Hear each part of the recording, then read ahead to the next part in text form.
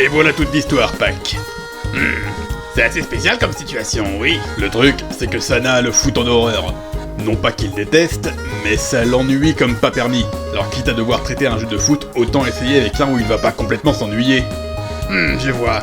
Mais tu as le dernier Mario Striker, non? Arrête. Même pour un mini, on en ferait vite le tour. J'ai peut-être ce qu'il te faut. Inazuma 11? Même si le foot le rebute, je suis sûr que l'aspect aventure et RPG sauront compenser ça et lui faire passer un bon moment. C'est vraiment le meilleur, Pac. Tu n'es pas mon client préféré pour rien. Oui, Ref? Yo, tu vas être content. J'ai trouvé un jeu pour ton dernier test.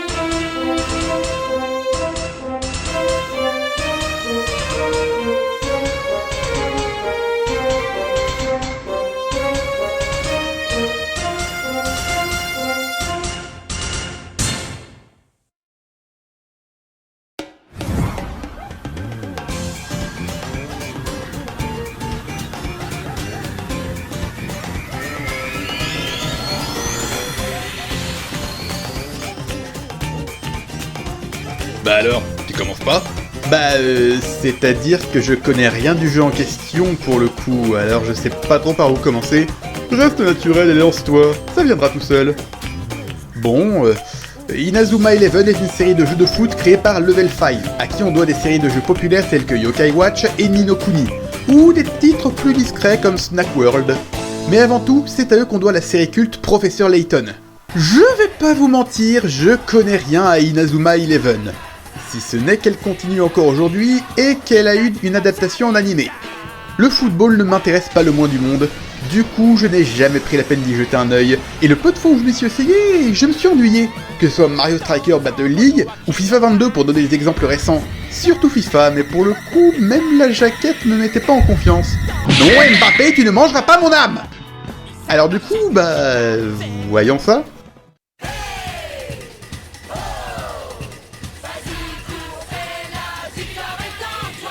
Inazuma tous champions.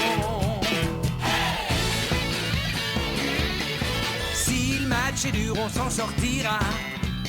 Même dans la boue, on les vaincra. On ne devra jamais renoncer. On gagnera le match pour arriver en finale.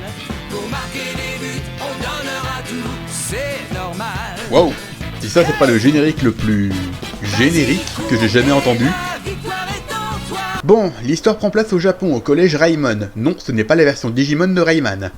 Notre protagoniste est Mark Evans, capitaine du club de foot du collège et gardien de l'équipe, qui a hérité de la passion de son grand-père, David Evans, qui était entraîneur. Malheureusement, le club est quasiment à l'abandon et l'équipe n'a pas disputé un match depuis des lustres.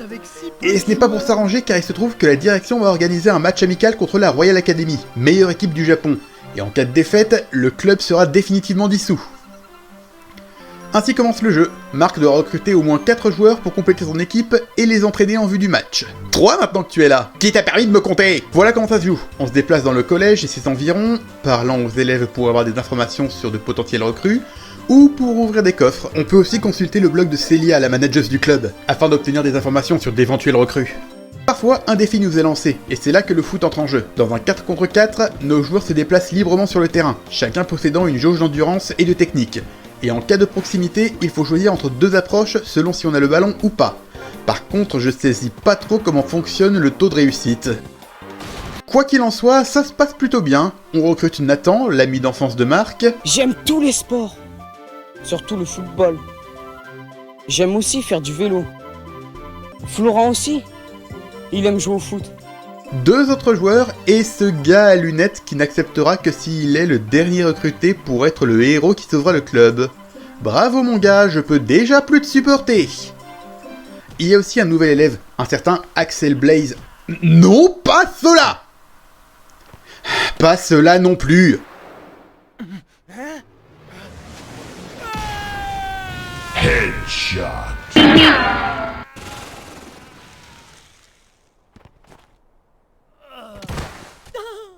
Les footballeurs du Zodiac ne sont pas raides. Ils ne peuvent pas vous faire de mal. Attends, depuis quand t'es psy, toi? Bref, Axel est un joueur ayant participé au Football Frontières, la grande compétition que Marc rêve d'intégrer. Mais malheureusement, il refuse en bloc d'intégrer le club. Bon bah, on va se contenter de Willy. Du coup, l'équipe est au complet et arrive le match contre la Royal Academy. Et...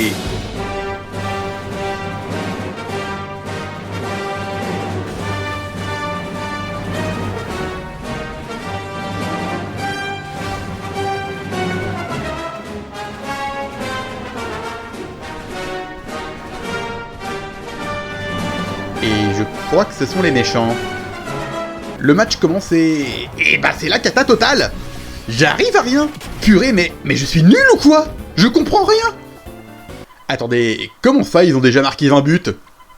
Pourquoi il y a autant de cinématiques? Ah, j'ai compris, c'est un match scripté. C'était que de la mise en scène. Après la mi-temps, Axel accepte finalement de participer au match. Ça tombe bien car ce cher Willy, sauveur de l'équipe, a décidé de rage quit. Je lui tire une balle dans la tête ou je le pousse en bas de l'escalier. Et finalement, grâce à Axel... on perd quand même. Hein? Attends, tu viens vraiment de perdre dans un match scénarisé, là? Après que Marc ait bloqué le tir grâce à la main céleste, t'étais supposé utiliser la tornade de feu d'Axel pour marquer et finir le match. Ah bon? On dirait que tu vas devoir tout te retaper, boulet. Oh, ça va, hein? Bref, après avoir marqué, la Royal Academy décide de déclarer forfait et on a officiellement gagné. Et franchement, je trouve que c'était un très mauvais move que le premier match soit scripté de la sorte. Parce que j'arrivais tellement à rien que je pouvais même pas déterminer si j'avais bien saisi comment on joue et comment ça fonctionne. Et je pense pas avoir été le seul dans ce cas. Kevin est tombé. Kevin a perdu. Toujours est-il que le club est sauvé. Mais maintenant qu'on a la meilleure équipe à notre tableau de chasse, tout le monde veut se mesurer à nous. Et Nelly, la fille du directeur, mourant d'envie de dissoudre notre équipe... Vous en avez marre du football? Lisez Je m'en foute, le magazine qui se fout du foot. Nous a déjà organisé un match amical contre l'équipe occulte, réputée pour ses pouvoirs paranormaux. Autant dire qu'il faudrait se préparer. D'ailleurs, un de nos attaquants, Kevin, est frustré de comment s'est déroulé le dernier match, et souhaite lui aussi apprendre une technique comme celle d'Axel. Direction alors le lac pour un petit match d'entraînement.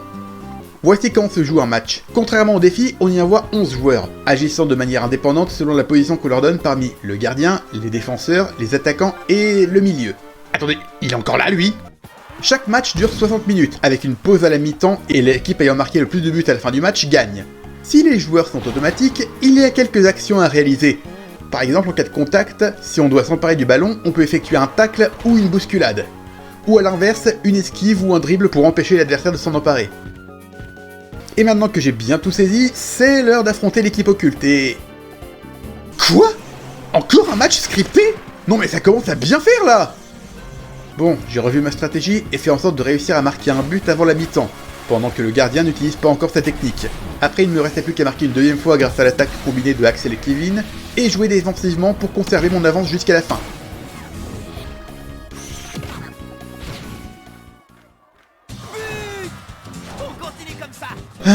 Quand je disais que c'était les footballeurs du Zodiac, je croyais pas si bien dire. Déjà les personnages. Regardez celui-là par exemple. C'est censé être des collégiens. Vous trouvez qu'il ressemble à un collégien, lui? Il a peut-être redoublé plusieurs fois. Ou alors ils sont victimes de la même malédiction que Seiya et sa clique qui ont déjà l'air d'avoir la vingtaine alors qu'ils ont entre 12 et 15 ans. Et les tirs spéciaux. Clairement, c'est des attaques de Senseiya, ça. Regardez. D'ailleurs, parlons-en un peu des techniques. En plus des actions dont j'ai parlé plus tôt, il est possible selon les situations d'utiliser une capacité spéciale qui réclame des points techniques, pouvant être rechargés à l'aide de certains points hors des matchs. Sinon, moi aussi j'ai une capacité spéciale. En utilisant cette icône, je peux mettre le match en arrêt pour tracer des trajectoires et ainsi donner des indications à mon équipe. Même si j'appelle ça plutôt arrêter le temps vu que je mets carrément tout le jeu en stop et... Ah non, non, non, non, je ne ferai pas de Jojo référence! on est désormais sélectionné pour participer au match de qualification du football frontière. Notre premier match étant contre l'équipe Wild. Et Nelly décide de devenir manageuse du club pour surveiller notre avancée. Fais tout pour les dissoudre, on fait tout pour les aider, mais fais pas un coup l'un, un coup l'autre. Pendant l'entraînement, on découvre que des hommes en costard-cravate essaient de faire chanter Axel, voulant se servir de sa sœur Julia pour le contraindre à ne pas participer au championnat. En effet, l'an dernier, cette petite a été renversée en allant voir son frère pour jouer à la finale du football frontière, et est dans le coma depuis. C'est à partir de là que Axel a commencé à perdre le goût du football. Heureusement, on a réussi à repousser ces types en jouant au foot. Ok, je testerai si un jour je me retrouve en plein milieu d'un braquage. Rendez-vous, bande de criminels! Comme quoi, il faut toujours se méfier des hommes en costard-cravate. Même s'ils ont des lunettes de soleil, surtout s'ils ont des lunettes de soleil. Bref, on va enchaîner les matchs et s'entraîner comme des fous. Il y a plusieurs façons de s'entraîner, la plus basique étant de remporter les défis pour gagner de l'expérience. L'ennui, c'est que ça devient très vite relou. Ça marche sous forme de rencontres aléatoires comme dans un RPG classique, et chaque défi remporté donne des points d'expérience et de motivation, utilisables pour certains entraînements, ou pour recharger son énergie. L'ennui, c'est que parfois on se fait réattaquer à peine 2 minutes après le précédent défi, et parfois par exactement la même équipe, ce qui casse pas mal le rythme du jeu. Mais en plus, si on refuse le défi ou qu'on perd, on nous pénalise en nous retirant des points de motivation. Vraiment, je trouve ça ultra abusé. Sinon, il y a certains lieux d'entraînement spéciaux qui permettent d'augmenter une stat d'un joueur, en échange de points de motivation. L'ennui, c'est qu'il faut le refaire à chaque fois pour augmenter d'un point. Ça aurait été un peu plus pratique de pouvoir directement échanger le nombre de points de stat contre le nombre de points de motivation requis. Sinon, il y a aussi le centre d'entraînement secret de l'ancienne équipe de Raymond. Une équipe réputée légendaire et imbattable que le grand-père de Mark a entraîné il y a 40 ans, le Inazuma Eleven. Une équipe qui a disparu suite à un étrange accident, et dont plus personne n'a de nouvelles depuis toutes ces années. Par ailleurs, Mark reçoit très régulièrement la visite d'un homme étrange qui persiste à le mettre en garde contre quelqu'un.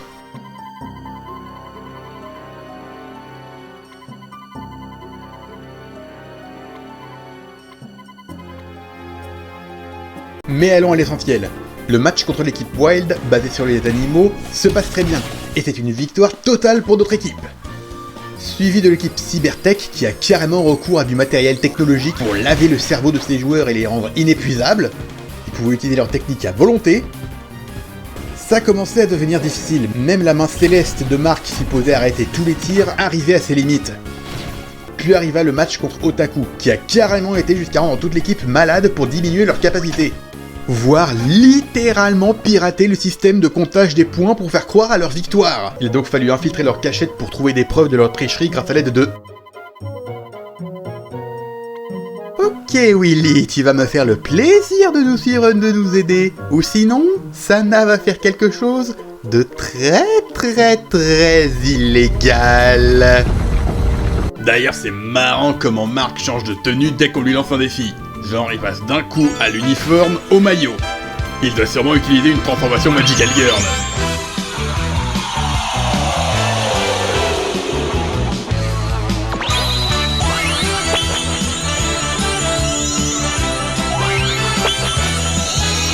Je vais vous punir au nom de la lune.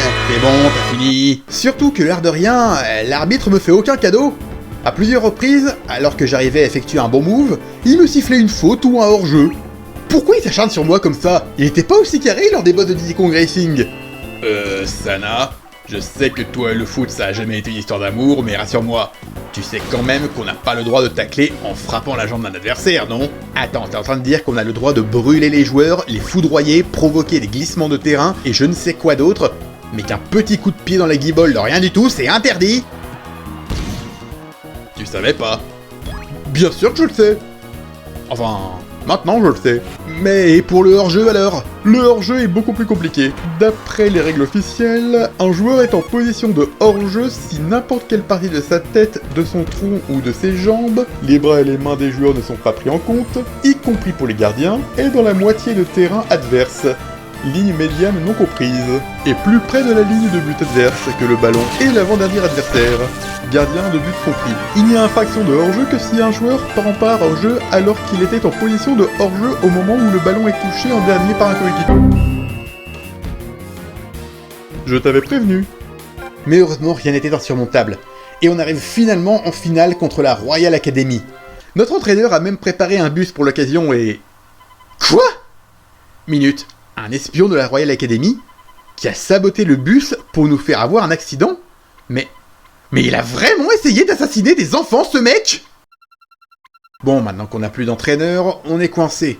Heureusement, grâce à l'homme mystérieux, nous avons pu retrouver d'anciens membres d'Inazuma Eleven, ayant complètement abandonné le foot depuis la mort de David. Mais leur capitaine Seymour... Non, pas celui-là! Celui-là encore moins. Il a finalement accepté d'être notre entraîneur. Vient alors le match contre la Royal Academy. L'heure de la revanche avait sonné. À force d'enchaîner les matchs, j'ai fini par mettre en place ma propre stratégie. À savoir, pousser les joueurs adverses à utiliser leur technique le plus souvent possible en jouant défensif.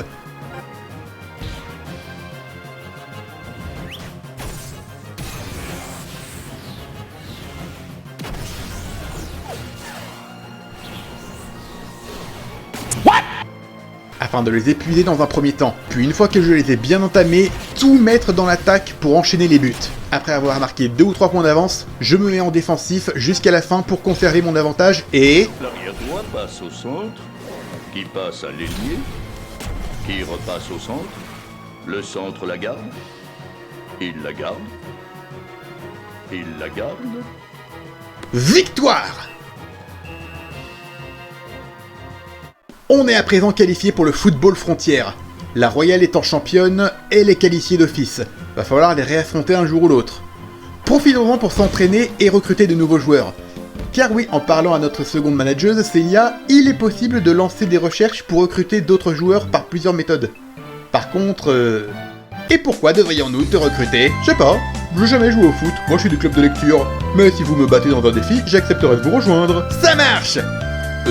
Marc, il vient de dire qu'il n'a aucune compétence et en plus il a totalement inversé les rôles. T'aurais pas complètement rien capté au processus des fois? Vous pouvez vraiment personnaliser la composition de votre équipe. Par contre, forcément, vous ne pouvez avoir qu'un nombre limité de joueurs sur le terrain. Alors n'hésitez pas à mettre de côté ceux avec lesquels vous avez du mal. Comme par exemple, lui, là, à tout hasard. Notre premier adversaire était l'équipe Shuriken. Un match très cool, mais nous avons par la suite appris que la Royal Academy avait été massacrée par une équipe du nom de Zeus. Oh, la blague facile. Mais ça reste une blague.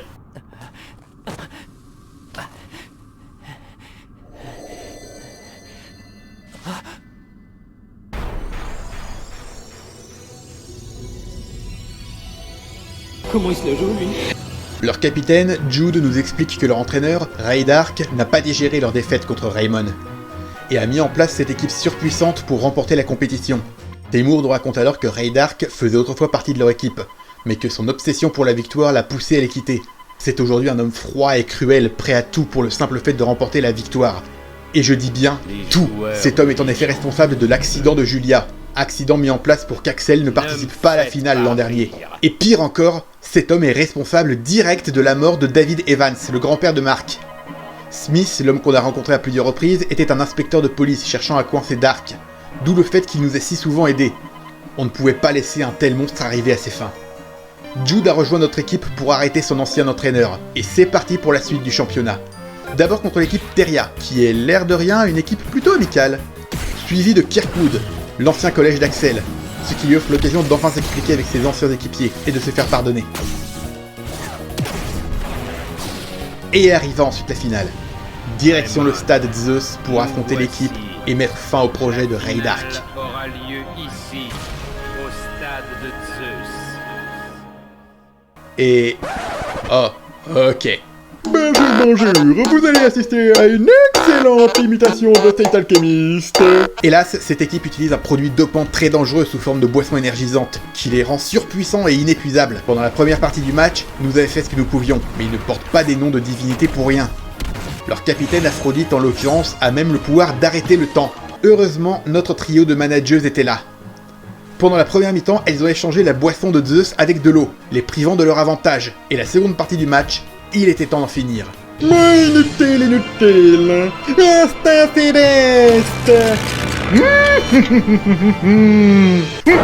Que se passe-t-il? Je ne peux plus bouger. C'est moi qui ai arrêté le temps. Mais t'as dit que tu ferais pas de Jojo référence. Tu m'as pas laissé le choix.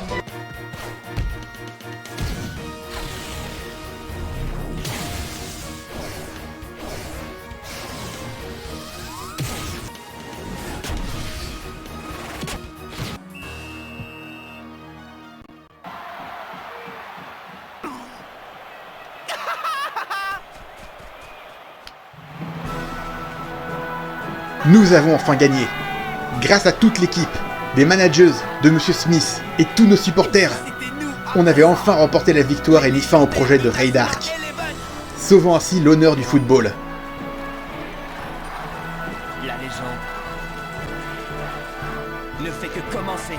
Allons, Axel, on a battu un savant fou avec des complexes de supériorité à l'aide du foot et sauvé le monde. Qu'est-ce que tu veux qu'on affronte d'autre? Des aliens? Des voyages dans le temps?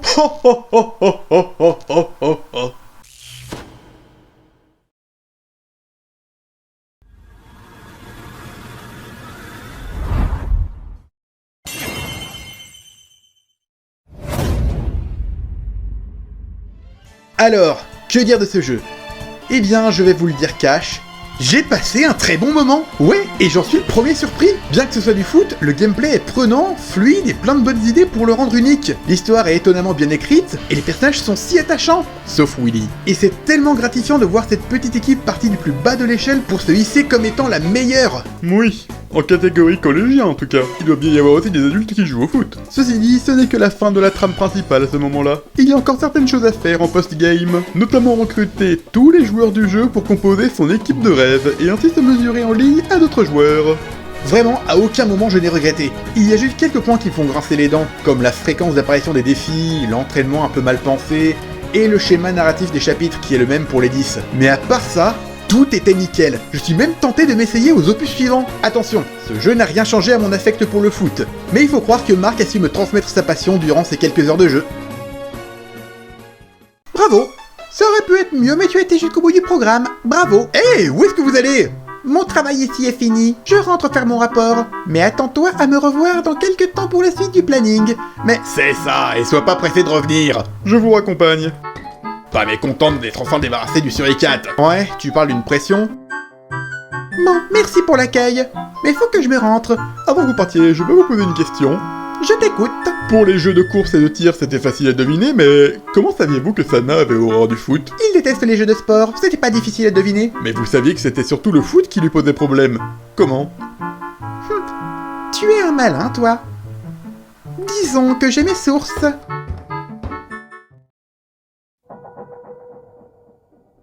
Tout est prêt, monsieur. Nous pouvons lancer l'opération dès maintenant. Attendons encore un peu. Il vaut mieux éviter d'attirer l'attention trop vite.